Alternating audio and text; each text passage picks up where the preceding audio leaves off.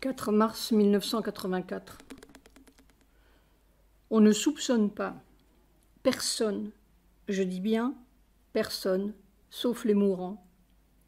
Les microscopiques milliers et millions de fibres qui nous accrochent à la vie, entre guillemets, jusqu'à ce qu'il ne reste plus vraiment qu'un scaphandre debout sur ses jambes vides. Et même, s'apercevoir du scaphandre, c'est encore un dernier fil. J'en suis là. Mon explosion, entre guillemets, a lieu lentement, lentement, lentement, les yeux grands ouverts, comme une dernière fois où l'on ferme les yeux sur la lumière de la baie toute nacrée et un petit ressac. Je sais exactement le jour où c'est arrivé, en 1964. Il y a comme cela des milliers de si jolies lumineuses dernières fois, entre guillemets, qui sont comme toute l'essence de la vie, et puis il y a encore un vieux scaphandre qui se souvient, ou quelque chose qui regarde ce vieux scaphandre et qui écoute encore le petit ressac. Rien, ça veut dire rien. Il y a quelque chose qui doit tout à fait casser comme une corde de violon. Hier soir, j'ai entendu un avion passer au-dessus de la maison et tout d'un coup, je me suis souvenu, ou j'ai revécu, cet avion venu de Rio qui passait au-dessus de mon frère l'orpailleur et de moi dans la forêt de Guyane. Je me suis souvenu de tout l'espoir qui nous habitait. Nous avions la vie devant nous. Maintenant, il n'y a plus de vie, entre guillemets, devant soi. On pourrait appeler cela le, entre guillemets, romantisme de la vieille misère, avec un grand M. Derrière, il y a une horrible Gestapo qui guette. C'est une affreuse tromperie. C'est étrange comme les démons se cachent toujours derrière les dieux, comme si c'était leur meilleur masque. Seul le rayon suprême n'a pas d'ombre. C'est pourquoi il est très difficile à supporter. Oui, c'est toute la mort qui se met à mourir. Ça fait, entre guillemets, 1000 morts. Et voilà. Soir. C'est tout cet être vivant de la vieille vie qui doit se donner à la vie nouvelle. Ce n'est pas la négation de la vieille vie, c'est la négation de la mort, M majuscule, qui prétendait être la vie, V majuscule. La mort avait pris le masque de la vie. Il faut la vie démasquée, vraie, immortelle, sur la terre. Je ne veux pas être un vieux sage. Je veux être un nouveau vivant, V majuscule. 6 mars 1984. On ne peut pas comprendre et on ne sait rien, ni de ce qu'il faut, ni de ce qu'il ne faut pas. Et toutes nos prières sont ignorantes. Nos hâtes sont ignorantes. La seule solution possible, c'est une solution purement mécanique. Le tuyau, vide, limpide, absolument sans trouble, qui laisse passer le rayon, avec un grand R, suprême, pour qu'il fasse ce qu'il veut, comme il veut, dans la matière individuelle ou la matière collective. Toute crainte, toute inquiétude, toute volonté, toute hâte, tout penchant, entre guillemets, fait une aspérité ou une bosse dans le tuyau qui gêne ce que l'on pourrait appeler l'aérodynamique du courant. Et alors, cela fait des remous et des contre-courants ou des bulles qui peuvent tout casser. Limpide, en lettres capitales. Un tuyau, comme disait Mère. Et même sans aucune sensation ou perception que l'on est un tuyau, parce que c'est encore le « je » qui perçoit, et cela fait une aspérité dangereuse. En quelque sorte, il faut ne s'apercevoir de rien. La nullité est pourtant une aspiration constante, intense. Et alors il y a un moment où il n'y a plus rien, comme une bulle qui éclate, mais sans éclatement, entre guillemets. Ça passe. C'est tout. Il ne s'agit pas de psychologie ici. Il s'agit de toutes les micro-vibrations de la conscience physique, matérielle, corporelle. Je crois que c'est l'état efficace. Mais on ne peut rien en dire. Dans sa gravitation, la nébuleuse Messier 87 entraîne toute la galaxie. Qu'en sait-elle? Un point peut tout entraîner. Et en vérité, tout entraîne tout. Il n'y a qu'un corps, ou qu'un point. Toute la matière de tous les univers est contenue en n'importe quel point de n'importe quel univers. La petite hirondelle de Sibérie contient toute la géographie et va sans encombre jusqu'à son propre point tropical. Elle n'a pas besoin de se diriger, elle est à chaque minute son point exact. La prochaine espèce ne sera pas miraculeuse, mais parfaitement exacte, et tout naturellement. Soir. Vraiment, ce sont toutes les fibres de la vie, une à une et toutes ensemble, qui font une douleur interminable. Et on peut comprendre que c'est l'entrée de la vie nouvelle qui provoque cette douleur. Cela veut dire que c'est touché là, à la racine, mais cela n'enlève rien à la douleur.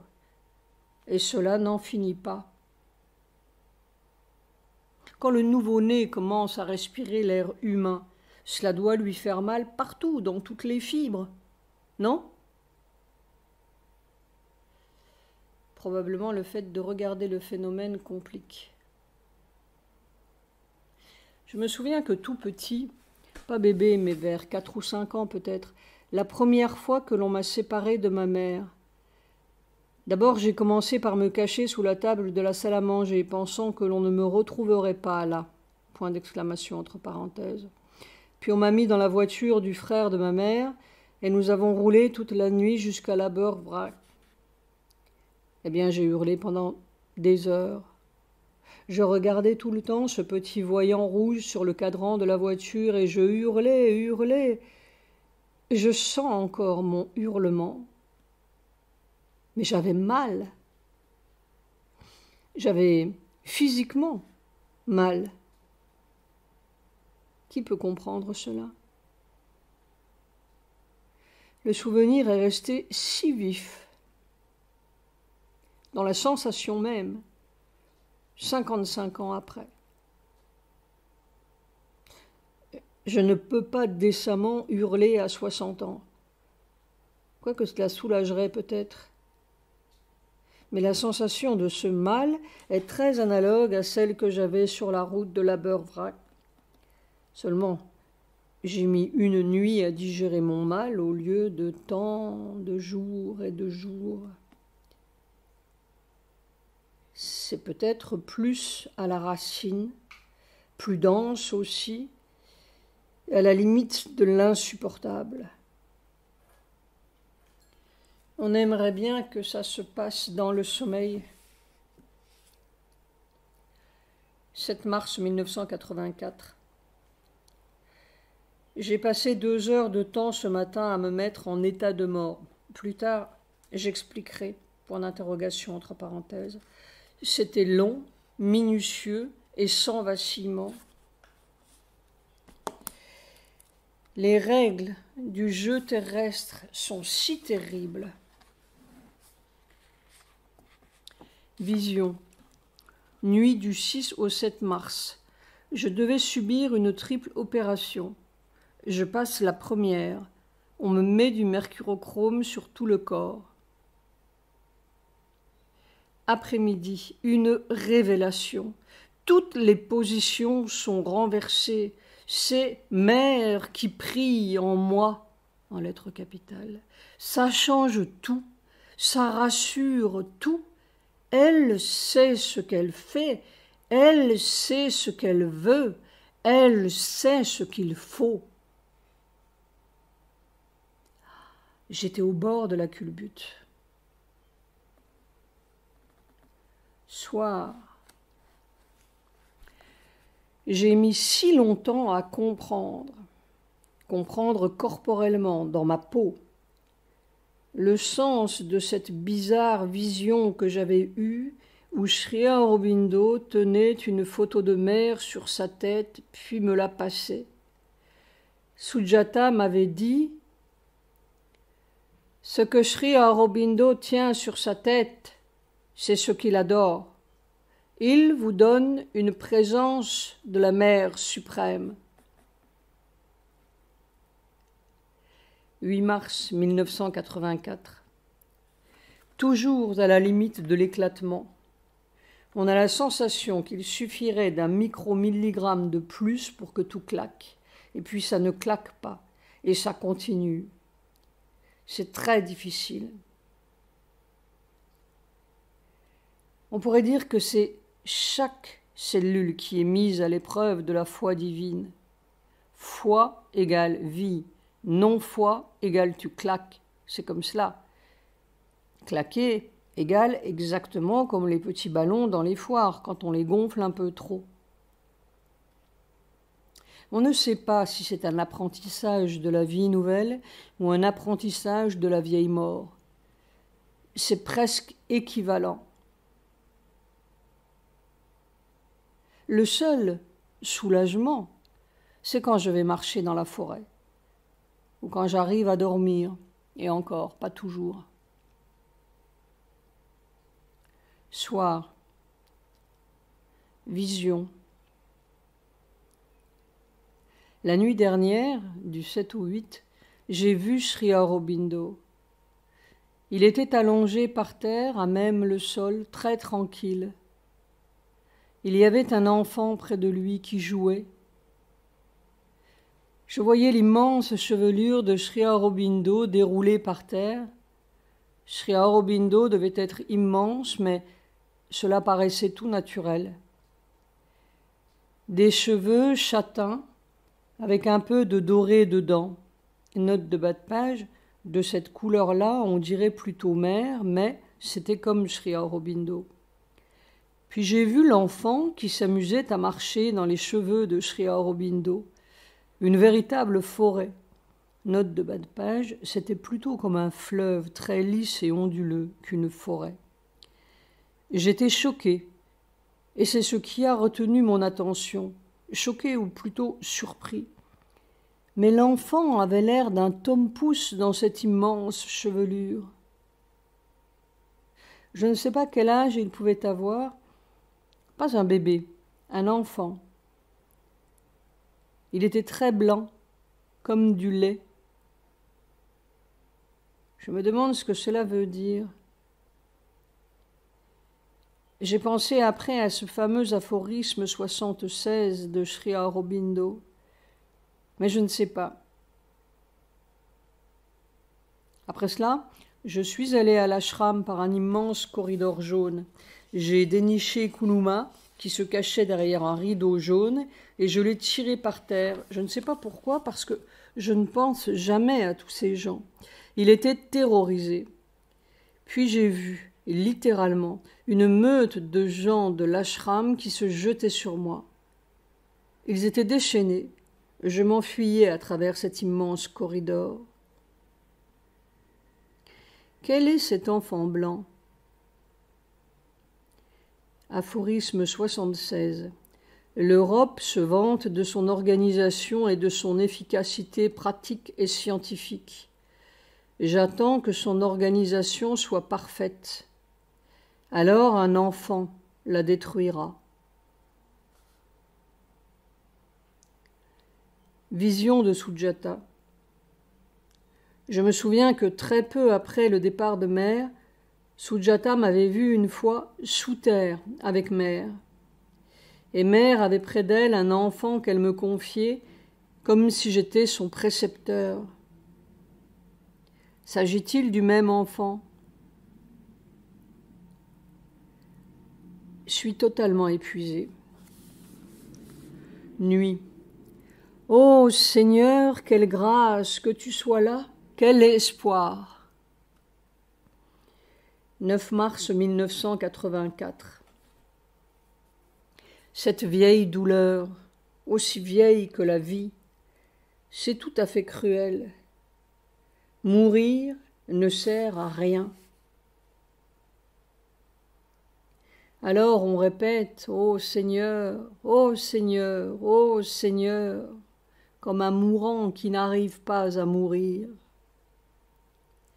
Après-midi, j'ai passé toute l'après-midi à répéter « Ô Seigneur d'amour et de bonté, ô Seigneur d'amour et de bonté, ô Seigneur d'amour et de bonté, ô Seigneur d'amour et de bonté, ô Seigneur d'amour et de bonté, ô Seigneur d'amour et de bonté, ô Seigneur d'amour et de bonté. »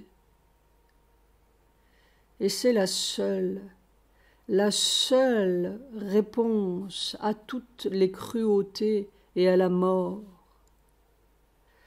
Désormais, ce sera mon mantra jusqu'à la fin de cette horreur. Ces forces peuvent me déchiqueter, elles ne m'arracheront que ce cri. J'ai oublié une note de bas de page à propos de l'enfant blanc.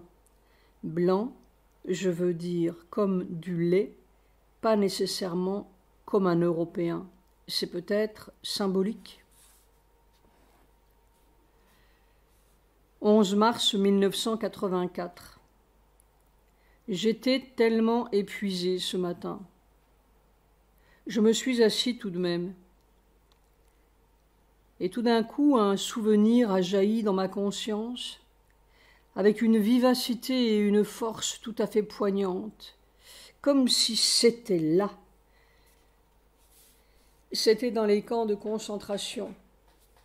Le soir, dans la baraque, allongée sur ma paillasse, je me suis sentie tirée par mon voisin, intérieurement tirée, il ne bougeait pas.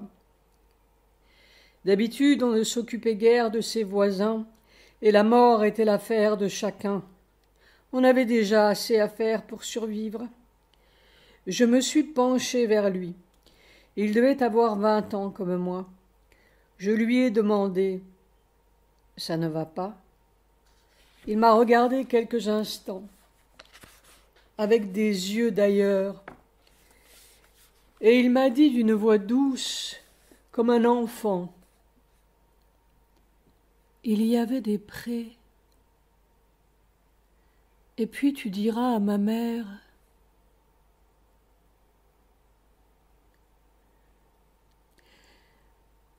et tout s'est arrêté. Il était mort.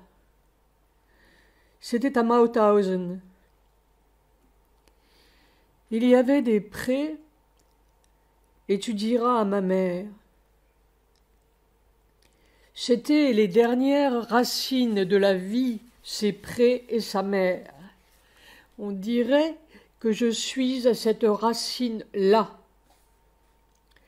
Ce qui fait la toute première prise de la vie, son odeur, sa chaleur, la vie de la vie. Je vis ça dans tout mon corps, et ça s'en va, et ça ne veut pas s'en aller. Je n'ai jamais su qui était sa mère, ni son nom, ni son visage. Mais c'était des prés, et c'était sa mère. Il y a un dernier brin d'herbe. C'est très secret. Midi. Je suis encore dans la poésie du vieux désastre. Il faudrait vouloir la vie nouvelle dans tout son corps. Le désastre n'est pas poétique du tout.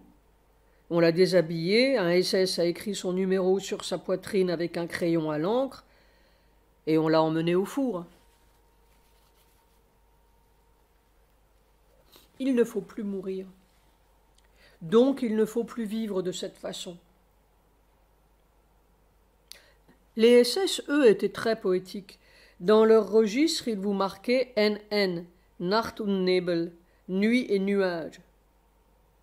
Il ne faut plus partir avec la nuit et les nuages. Je n'avais pas fait de rapport, mais tout d'un coup, il me vient à l'esprit que David M., un scénariste italien, est en train de projeter mon, entre guillemets, film dans l'Inde. Alors toute cette horreur est là. Note de bas de page, film réalisé en 1981, L'homme après l'homme. Même si l'on pouvait oublier l'horreur, il vous la réinjecterait dans les veines. Je crois bien que ce n'est pas la vie qui résiste à la mort, c'est la mort qui résiste à la vie. Elle s'accroche au dernier brin d'herbe possible. Le vieux scaphandre est encore là, debout sur ses jambes pas encore vides. Après-midi. Une fois pour toutes, je devrais me dire que c'est la mort que l'on arrache de moi. Une fois pour toutes, il faut vider l'éprouvette BE23 de son contenu personnel poético-désastreux et considérer avec un peu d'honnêteté intégrale que c'est un morceau de matière humaine symbolique, longtemps préparé par mère dans un but qui s'offre à l'expérience nouvelle. Et puis c'est tout. Ce n'est pas mon affaire, même si c'est désagréable. Je dois bien cela à mère et à l'espoir terrestre. So be it. Cette habitude d'être moi est tout à fait pernicieuse et contraire au but. Quel intérêt une petite sardine, hein, avec ces histoires de sardines, non? Si elle va au four, ça fera simplement une sardine de moins. Si elle commence à passer le nez au soleil, ce sera plus intéressant pour l'espèce. Et c'est la seule façon de sortir de l'horreur, avec un H majuscule. Nuit. J'écoute cette grande onde et tout est apaisé.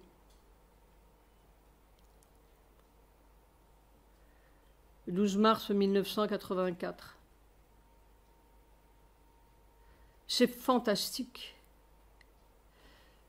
Je crois avoir touché la clé, le ressort, le moteur. Voici ma note. Plus tard, j'expliquerai.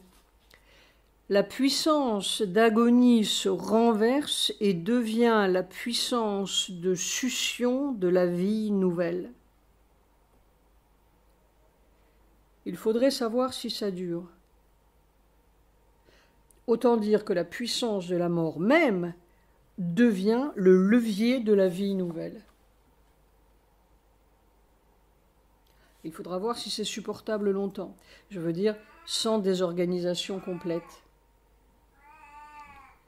Ça se passe au niveau des premières racines de la vie dans la matière. C'est un phénomène quasi mécanique, comme un renversement de courant. Les marins diraient peut-être la renverse, comme à la fin du Jusson ou de la basse mer. probablement, il faut que l'agonie ait agonisé assez longtemps pour vouloir changer de sens. C'était le 22 décembre 1983 que j'avais vu ce scaphandre vide et le toit de la vieille vie qui s'affaisse. Après-midi. Ces premières racines de la vie dans la matière, c'est probablement ce qui dicte à l'organisme « tu fleuris dans telles conditions, tu dépéris dans telles conditions ». C'est un peu comme la pendule originelle des saisons, des rythmes, des élans ou des tropismes, avec tous leurs contraires. Un mécanisme tout à fait central et invisible. Tant qu'on ne l'a pas dépouillé ou dénudé de tout ce qui le recouvre d'habitude. C'est ce qui fait qu'on est attaché à tel sol et pas à un autre, à telle mer et pas à une autre, à tel type de vibration à l'exclusion de tout autre. C'est un mécanisme extraordinairement puissant qui peut déployer des énergies considérables et vous faire courir à l'autre bout du monde ou traverser n'importe quel danger pour nourrir son besoin primordial. Et c'est très aveugle, avec toute la puissance d'un unique but. Mais quand ça ouvre les yeux, ou change de sens, alors on est remué de fond en comble. C'est ce qui se passe.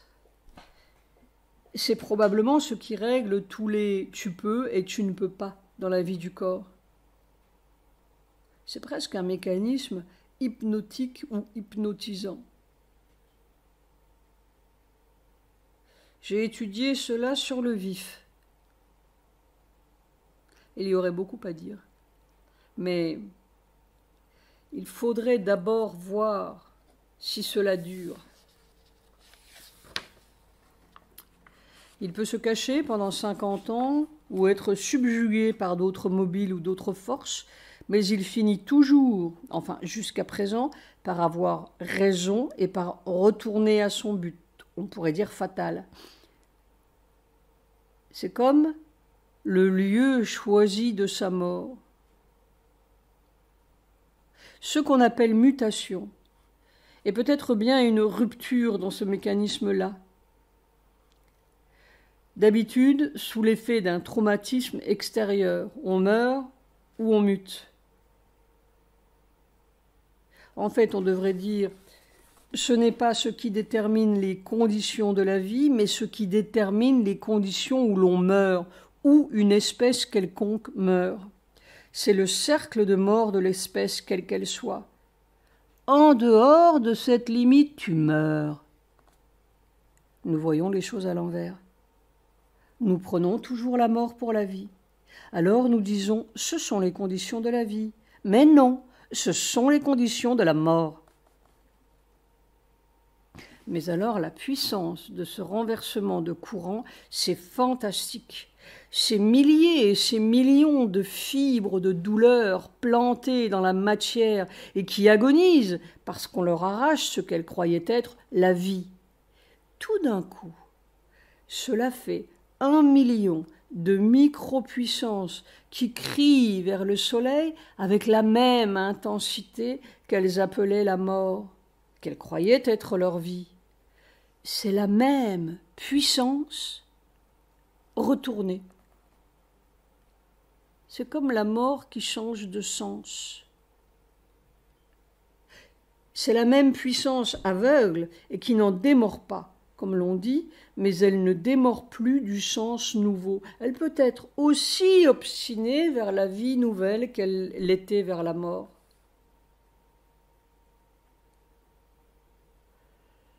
Maintenant, le traumatisme a eu lieu. Reste à voir ses effets. On a décollé de ma peau le vieux scaphandre, fibre par fibre.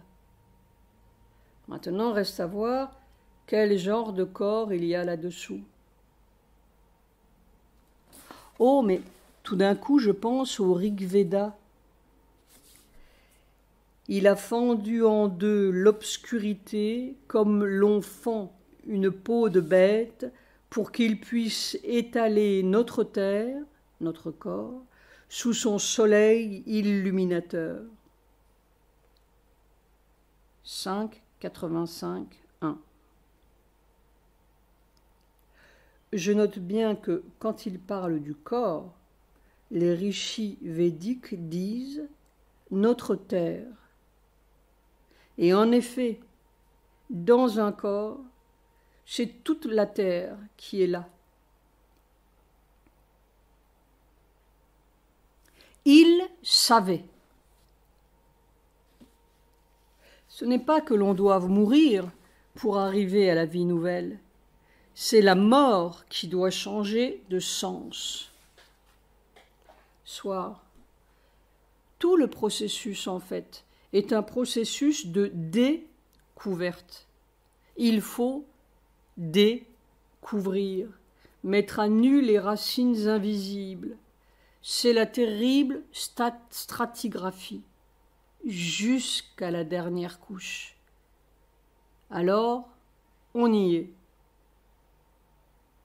Je ne sais pas si j'y suis encore, mais sûrement on approche de quelque chose. En fait, la mort change de sens, entre guillemets, quand le poisson devient amphibien. C'est très intéressant, mais c'est assez terrible. Je crois en effet que chaque couche est assez terrible et a son genre mortel particulier. L'opération se répète d'étage en étage, terrible et merveilleuse. Mais je vois bien que ce travail ne peut se faire que sous la pression de ce soleil supramental, ce Niagara, ce nectar. Je me demande ce que les psychanalystes peuvent faire avec leurs petites torches psychanalytiques. Mais ils m'auraient passé à l'électrochoc. Ou au Sikil. Note de bas de page. Sikil. Le sédatif pour désordres mentaux graves, administré à mère par ses gardiens avant son départ, voir agenda 13. Nuit, que tout soit à toi. 13 mars 1984. Vision.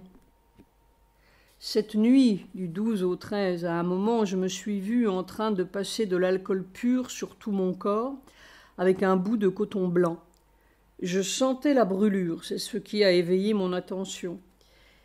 Il y avait une quantité de toutes petites blessures, microscopiques blessures, un peu partout sur mon corps.